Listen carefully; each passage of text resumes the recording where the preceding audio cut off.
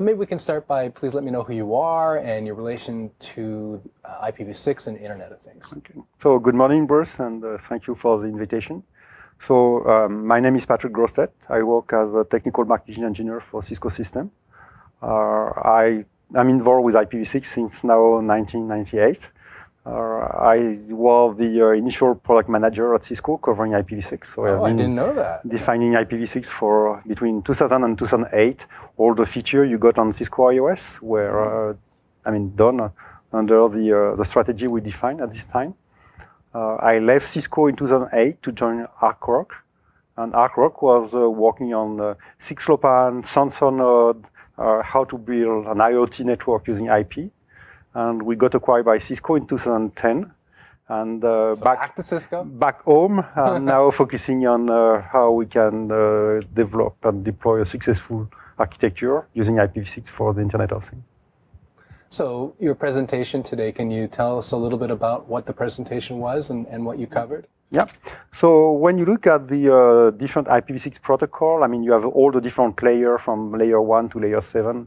And people look at IPv6 as clearly the next generation of Internet. And they are very focusing on what does it mean for me when I'm doing it on my PC, on my laptop, or how can a service provider build an IP network, or what does it mean on the operating system.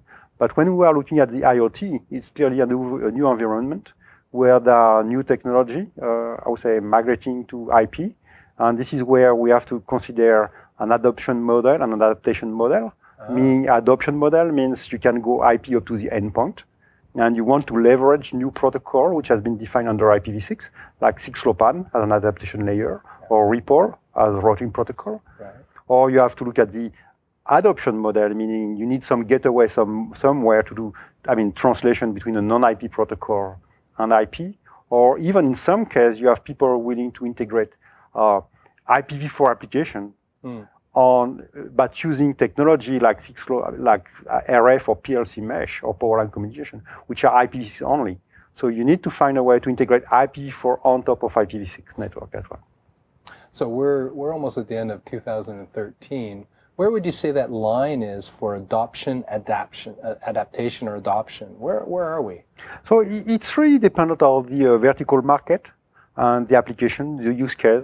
So once again, when you look at the Internet of Things, and clearly I want to differentiate between the consumer from the enterprise, from the OT department.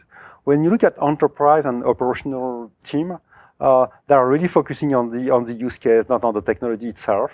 So once again, for new deployment, like when you look at smart metering, people are moving to IP because they want to get rid of all the proprietary technology and they want to provide interoperability and standard-based solution.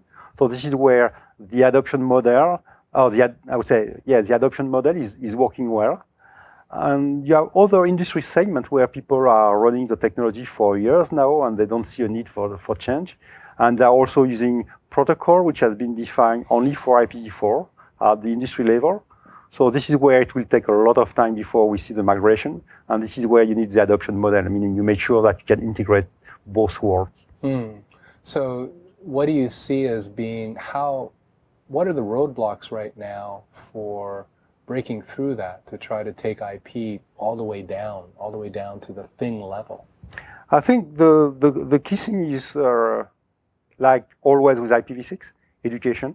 Yes. And this is where I would say the kind of conferences is really useful because you need to explain to the people, these are all the protocol, all the specification defined for IPv6 by the IETF.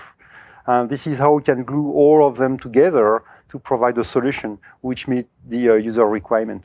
And the keyword is education because you have to make sure that the people learning the technology at university or the people working on the lab developing product, they can get the technology, they can build a solution, and at the same time you need the marketing umbrella going to customer explaining this is what the solution will bring as a benefit, how you can manage the network, how you can introduce security, all the key components which really match the expectation from the end user because don't try to talk about IPv6 to the OT guy, I mean, they don't really care. Yeah. They really care about the operation and be successful on doing that.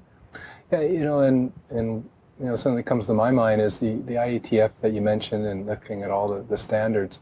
They do a really good job on each compartment. But the Internet of Things is very much more an integration. It's very much more a system almost. And is there a missing, how do you learn that, or is that just kind of hands-on? And there seems to be a system kind of gap there in information, okay. or is there places where people can go?